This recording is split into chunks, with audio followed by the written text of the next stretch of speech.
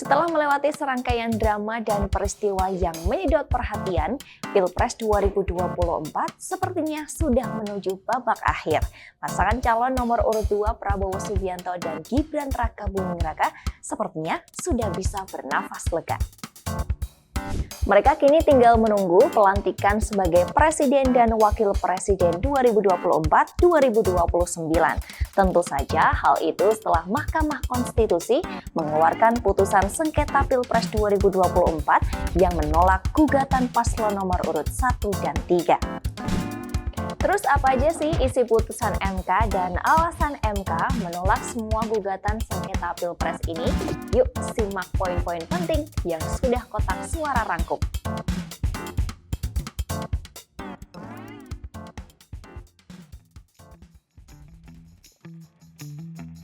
Dalam gugatan yang diajukan ke MK, baik Anies Mohaimin dan Ganjar Mahfud sama-sama meminta agar Prabowo Gibran didiskualifikasi dan digelar pemungutan suara ulang. Berbeda dengan Ganjar Mahfud, Anies Mohaimin juga memasukkan petitum alternatif, yakni diskualifikasi hanya untuk Gibran. Gibran dianggap tidak memenuhi syarat administrasi karena KPU memproses pencalonan Gibran menggunakan peraturan KPU nomor 19 tahun 2023. Lalu, bagaimana putusan MK atas dua gugatan itu?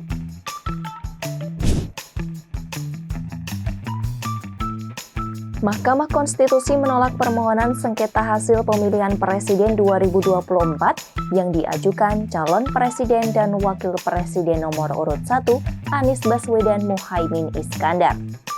Putusan ini dibacakan oleh Ketua MK Soehartoyo dalam sidang putusan perkara nomor 1-XXII/XX-2024 di Gedung MK Jakarta pada Senin 22 April 2024. Alasan permohonan gugatan Anies Mohaimin ditolak MK adalah karena tidak beralasan menurut hukum untuk seluruhnya. Salah satu dalil permohonan Anies Mohaimin yang ditolak MK ialah perihal tudingan keterlibatan sejumlah menteri dan pejabat negara dalam memenangkan pasangan Capres-Cawapres nomor urut 2 Prabowo Subianto Gibran Rakabuming Raka. Hakim Konstitusi Arsul Sani menyebut dalil itu tidak beralasan karena tidak disertai oleh bukti yang mencukupi. Dalam pelaksanaan sidang gugatan, kubu Anies Mohaimin hanya mengajukan bukti berupa berita dan video bersumber dari media online tanpa diikuti oleh dukungan saksi ataupun ahli yang menguatkan dalil tersebut.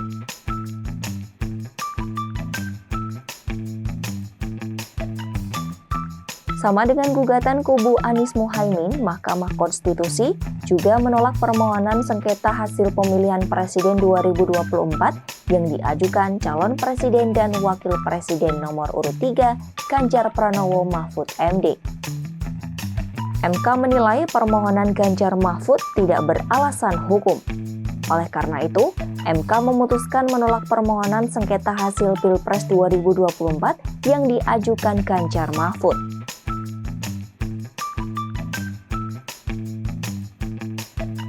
Putusan Majelis Hakim Mahkamah Konstitusi terkait sengketa pemilihan Presiden 2024 antara lain memuat soal dugaan cawe-cawe Presiden Joko Widodo selama Pilpres 2024 berlangsung.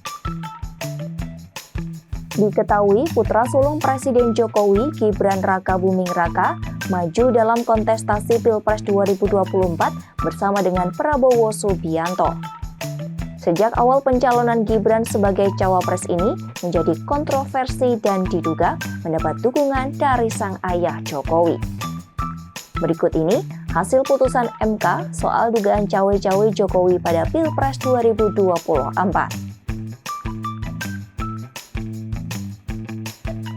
Jokowi dinilai tidak terbukti mengintervensi perubahan syarat pencalonan presiden dan wakil presiden pada Pilpres 2024.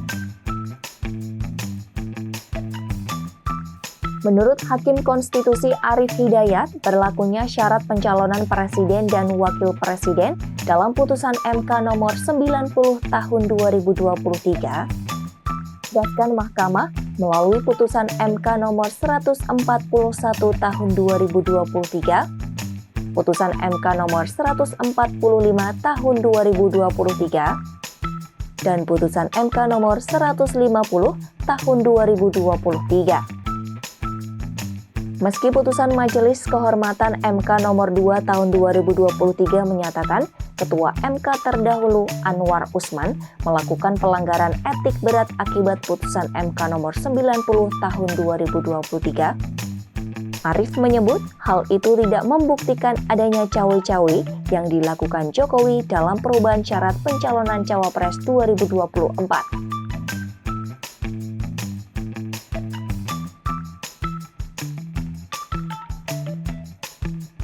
Mahkamah Konstitusi menilai tidak ada korelasi antara pernyataan Jokowi yang mengaku ingin cawe-cawe dalam Pilpres 2024 terhadap hasil Pilpres 2024.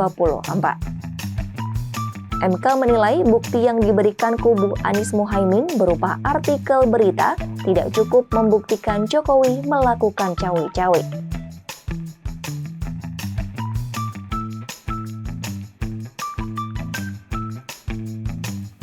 Putusan MK juga menyatakan Jokowi tidak terlibat melakukan nepotisme karena menyetujui dan mendukung pencalonan Gibran sebagai Cawapres 2024.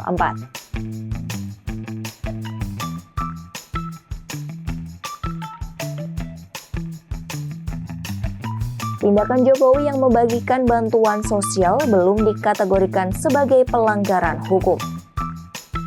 Meski demikian, MK melayangkan kritik supaya penyaluran bansos yang berdekatan dengan penyelenggaraan pemilu diatur secara lebih jelas.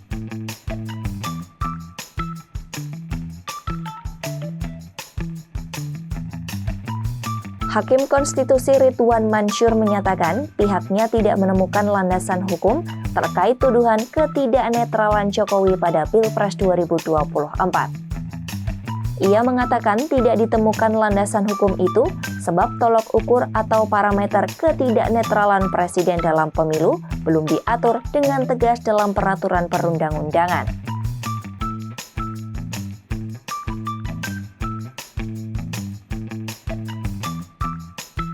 Dalam putusan secara keseluruhan, MK menolak permohonan pasangan calon presiden dan wakil presiden nomor urut 1 dan 3. Meski demikian, putusan yang dikeluarkan itu tidak bulat.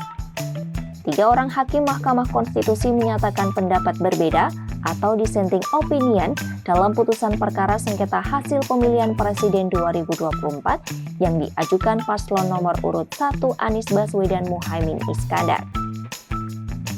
Hal ini menjadi sejarah karena pertama kali MK tidak bulat dalam memutuskan sengketa pemilihan presiden. Pada pokoknya, Saldi Isra berpendapat dalil permohonan Anies dan Ganjar sepanjang berkaitan dengan politisasi bansos beralasan menurut hukum.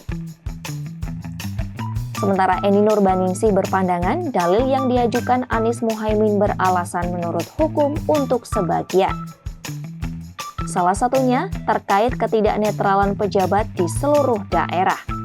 Sehingga ia menilai perlu dilakukan pemungutan suara ulang di beberapa daerah. Arief Hidayat juga menilai perlu dilakukan pemungutan suara ulang di beberapa daerah. Arief meyakini rezim Jokowi telah berpihak dalam Pilpres 2024 yang diikuti putra sulungnya Gibran Rakabuming Raka.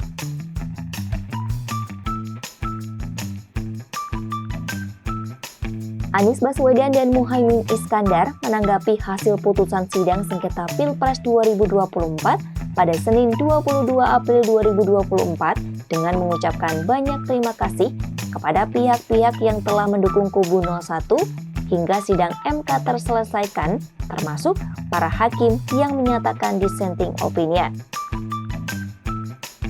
Dalam pernyataan yang disampaikan melalui sebuah video itu, Anies Muhaimin juga mengucapkan selamat kepada kubu 02 Prabowo Subianto dan Gibran Rakabuming Raka, serta berharap keduanya dapat mengemban amanah dari masyarakat Indonesia dengan baik. Tak berbeda dengan Anies Muhaimin, Ganjar Pranowo juga menerima putusan Mahkamah Konstitusi yang menolak gugatan sengketa hasil Pilpres 2024. Ganjar mengatakan putusan MK merupakan akhir perjalanannya dan Mahfud MD sebagai pasangan calon presiden dan calon wakil presiden. Wah, terasa seperti drama panjang ya Pilpres 2024 ini. Semoga pernyataan legowo dari kubu 01 dan 03 bisa meredakan tensi yang selama beberapa bulan ini memanas, terutama di kalangan pendukung masing-masing. Selanjutnya, tinggal tagih janji dan awasi pemerintahan berikutnya. Sekian Kotak Suara edisi kali ini. Saya Noviana, sampai jumpa.